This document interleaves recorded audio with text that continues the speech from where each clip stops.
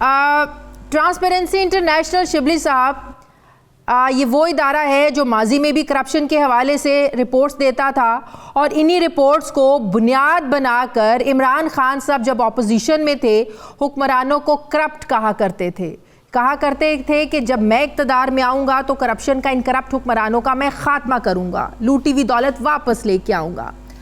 अब उस वक्त की ट्रांसपेरेंसी इंटरनेशनल रिपोर्ट्स बिल्कुल ठीक थी, आज ये गलत कैसे हो गई? क्योंकि आज शहबाज गिल साहब कह रहे हैं कि ये भी जो आदिल गिलानी साहब हैं, इनको सफ़ीर मुकर्रर किया था नवाज शरीफ ने अपने दौर में सर्बिया का, तो ये उन्हीं का किया धरा है सब कुछ।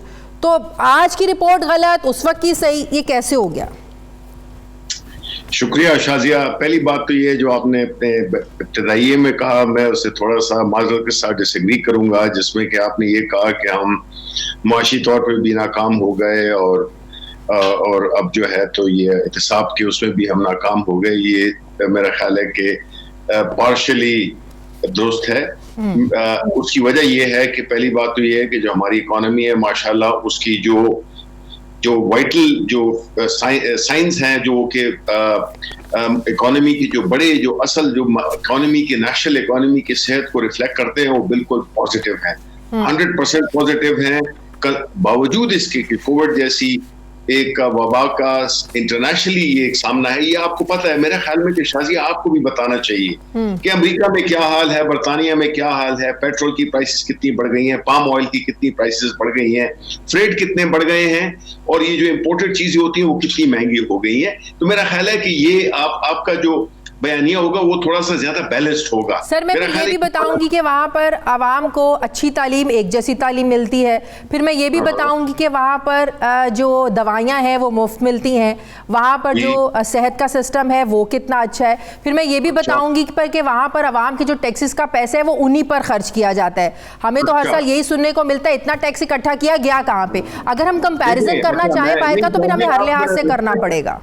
लगता है शाजी आप मरीख पे रह रही हैं, पाकिस्तान में नहीं रह रही हैं। पहली बात तो ये है कि जो आपने बयान किया कि बाहर के ममालिक में, तो ये पीटीआई ने, यहाँ पे भी ये होता था, पीटीआई की हुकूमत आई सब कुछ खत्म हो गया, ऐसा नहीं है। टू द कॉन्ट्री, जो सिस्टम सेहत का हमारी हुकूमत ने दिया है सेहत कार्ड के जरिए, जिसमें 10 लाख रुपए हर एक गरीब के, इर्रिस्पेक्टिव ऑफ द फैक्ट कि वो किस पार्टी से ताल्लुक रखता है, किस इलाके से है, हमने सेहत का एक पूरा एक जामिया एक प्रोग्राम दिया है जो दुनिया के बहुत कम ममालिक में है। ये जहां तक दूसरे मसाइल का आपने जिक्र किया कि वहां पे तालीम मुफ्त होती है, वहां पे होता है, वहां पे ज़ाहिर टैक्स किस तरह कलेक्ट होता है।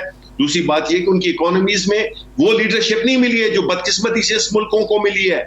यहाँ के वज़ीर आज़म नहीं है कि 3-3 दफा के वज़ीर आज़म थे जो कि मुल्क से भाग गए, और उन पे सीरियस एलिगेशन, ये जो आज आप एमनेस्टी की रिपोर्ट की बात कर रही हैं, ये वो रिपोर्ट है जो बेसिकली उस ड्राफ्ट की जो कि अब तनावर हो गया है, जिसमें कि ये परसेप्शन आम है कि एक यहाँ पे इसमें इस मुल्क में जो कि हम रूल ऑफ लॉ की बात करते हैं और स्टेट कैप्चर की बात करते हैं। रूल ऑफ लॉ में क्या हुआ है कि जी यहाँ पे किसी अमीरों के लिए और ये जो खास तबके इनके लिए एक कानून है, और जो आम लोग हैं उनके लिए दूसरा कानून है। तो इनकी वजह से ये परसेप्शन ने के बावजूद इसके कि खुल्लम खुल्ला प्रूफ भी मिले हैं, शहबाज शरीफ के आप अकाउंट्स देख लें, उसकी ट्रांजैक्शंस देख लें, वो प्रूव हो गई हैं।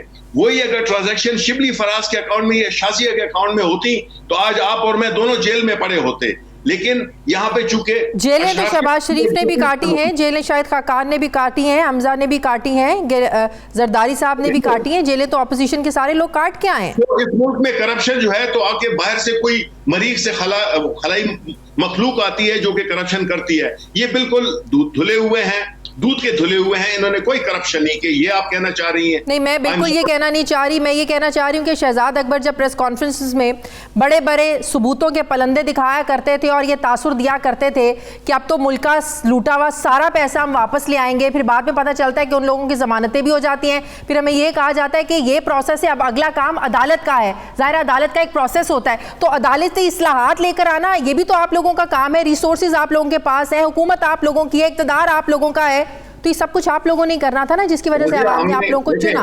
पहली बात तो ये है कि जो फलंदे दिखाया करते थे वो फैक्ट्स थे।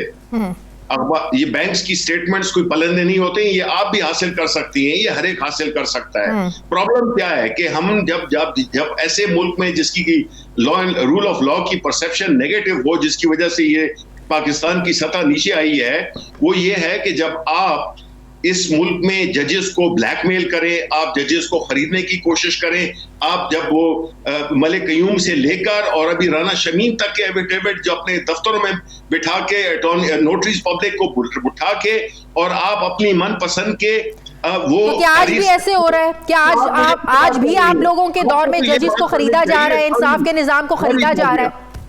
جی آج بھی آپ لوگوں کے دور میں یہی سب کچھ ہو رہا ہے, میں یہی تو کہتا ہوں کہ یہ پودا جو ہے جو لگائے گئے تھے ان لوگوں نے, جو کہ اب کوئی لندن میں بیٹھا ہے اور کوئی ماڈل ٹاؤن میں یا وہ اس میں بیٹھا ہوا ہے, دوسری جگہوں پہ بیٹھا ہوا ہے, یہ وہ لوگ ہیں جنہوں نے اس سے بینیفٹ کیا سسٹم سے. بھائی ہم جو آئے ہیں تو ہم اس ملک کو صاف کرنے آئے ہیں, اور یہ مافیاز کے ساتھ لڑنا یہ نہیں ہے کہ 3.5 سال میں ہو جائے گا. ہم لا رہے ہیں ریفارمز, آج بھی اس میں کیبنٹ میں اپروو ہوئی ہیں, کرمنل پروسیجر کوڈ میں ہم میجر قسم کی چینجز کر رہے ہیں.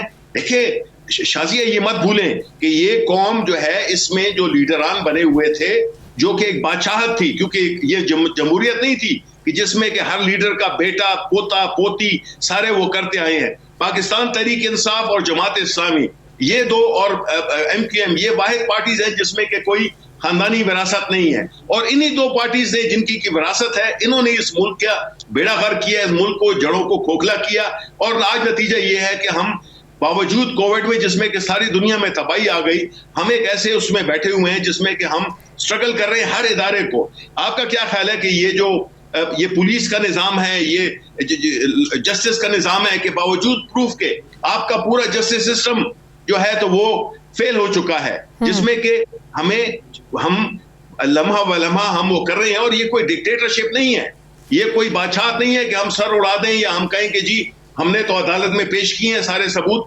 لیکن فیصلہ حدیبیہ پیپر مل کیا تھا, اوپن اینڈ شٹ کیس تھا.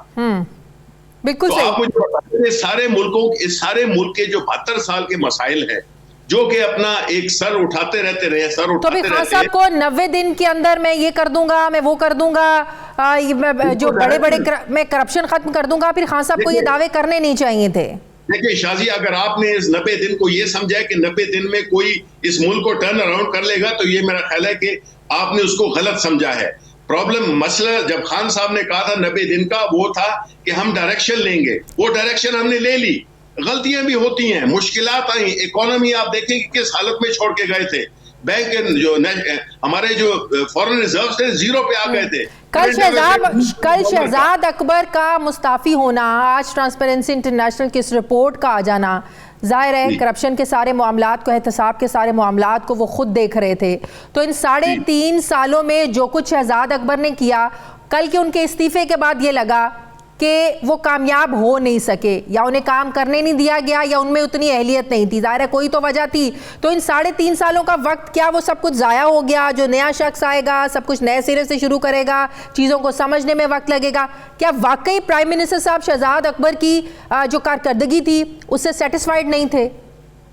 دیکھیں, پہلی بات تو یہ ہے کہ اس موجودہ ایگزسٹنگ نظام میں جس طرح کے جو حالات ہے, جس طرح کہ میں پھر کہوں گا کہ جس طرح سے ججز کو بلیک میل کیا جاتا ہے, جس طرح ججز میں پریشر ڈالے جاتے ہیں, یہ ساری چیزیں ان میں کام کرنا بڑا مشکل ہے. لیکن یہ نہیں ہے جس طرح کہ عمران خان نے کہا ہے کہ وہ بالکل اس سے نہ گھبراتے ہیں, اوپر نیچے چیزیں ہوتی رہیں گی, مشکلات ہمیں آئیں گی, کبھی ہمارے وہ جو ہے مشکلات ہم پہ حاوی ہو جائیں گی. لیکن اصل چیز کیا ہے کہ ایک ایسی لیڈرشپ ہے اس وقت ہمارے ملک میں جو کہ نہ گھبراتی ہے اور نہ جو ہے. لیکن آج کل پرائم منسٹر صاحب جو باتیں کر رہے ہیں وہ لگ رہا ہے کوئی پریشر ہے, کوئی فرسٹریشن ہے, کوئی خوف ہے کہ وہ اقتدار سے نکل نہ جائیں تو میں سڑکوں پر آ جاؤں گا. لگتا ہے کہ عمران خان پہ آپ کسی بھی چیز کا الزام لگا سکتے ہیں, یہ الزام نہیں لگا سکتے کہ وہ کرپٹ ہے, نہ وہ ڈر جاتا ہے, نہ پریشر میں آتا ہے. اس کی ساری زندگی کی ٹریننگ ایسی ہوئی ہے کہ وہ پریشر میں آتا ہی نہیں ہے. 23 مارچ کو اپوزیشن اسلام آباد آگے آ رہی ہے, باوجود اس کے کہ شیخ صاحب بھی منع کر چکے ہیں کہ دہشت گردی کا خطرہ ہے.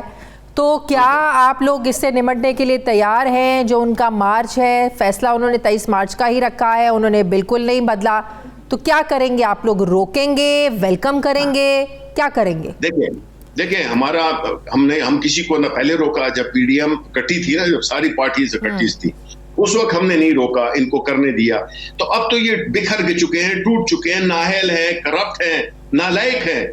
ملک کے مفاد کو یہ سب سے آخر میں دیکھتے ہیں, یہ ذاتی مفاد اور اپنی لیڈرشپ کے مفادات کو پہلے دیکھتے ہیں. یہ سارے جو آج کل یہ جو ان کے جو صبح 9-10 بجے ہوتے ہیں جو سیاسی بے روزگار شاید خاقان عباسی جیسے یہ آ کے ٹی وی پہ بیٹھ جاتے ہیں اور کوئی نہ کوئی وہ باتیں کرتے رہتے ہیں. یہ ملک 23 مارچ کو جو ہے ایک اہم دن ہے ہمارے ملک کا. اس دن جو ہے یہ اسلامک اور وہ او آئی سی کے ان کی جو میٹنگ ہو رہی ہے 23 کو یہاں پہ ڈسپلے ہوتا ہے, ایک منایا جاتا ہے. اس میں یہ آ کے اگر آپ اس کو ڈسٹرب کرنا چاہتے ہیں تو یہ ان کی مرضی ہے, بیکاز ویسے لوگ اکٹھے نہیں کر سکتے یہ. تو انہوں نے کہا کہ 23 مارچ کو چونکہ ایک میلے کا سما ہوتا ہے, اس میں جا کے ہم ڈنڈے ونڈے اٹھا دیں اور اپنے وہ ایک جو ہے وہ پوری کر دیں. اب دیکھیں ان میں بھی اتفاق نہیں, ایک 27 کو کر رہا ہے, ایک 23 کو کر رہا ہے. تو یہ کیسی اپوزیشن ہے؟ بہت بہت شکریہ. وفاقی وزیر science and technology Shibli Faraz صاحب میرے ساتھ تھے.